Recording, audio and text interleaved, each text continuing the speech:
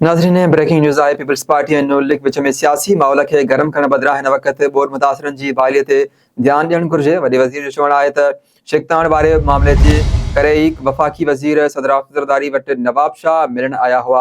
मुराद अली शाह जो चवणु आहे त पीपल्स पार्टी चेयरमैन जी तजवीज़ हुई त बोर मुतासिरनि जी बहालीअ लाइ आलमी बिरादरी खां इमदाद जी अपील कई वञे। सिंध में बोर सभ खां घटि नुक़सानु उन करे थियो आहे जो बंद मज़बूत हुआ। हिन वक़्तु मुल्क में सियासी माहौल खे गरमाइण बदिरां एकी ऐं इताद जी ज़रूरत आहे। वॾे वज़ीर जो चवणु आहे त सहाफ़ी तुफ़ैल हैदरानी रिंद जे क़त्ल में मुलविस जवाबदारनि जी गिरफ़्तारी जा हुकुम ॾेई छॾिया आहिनि।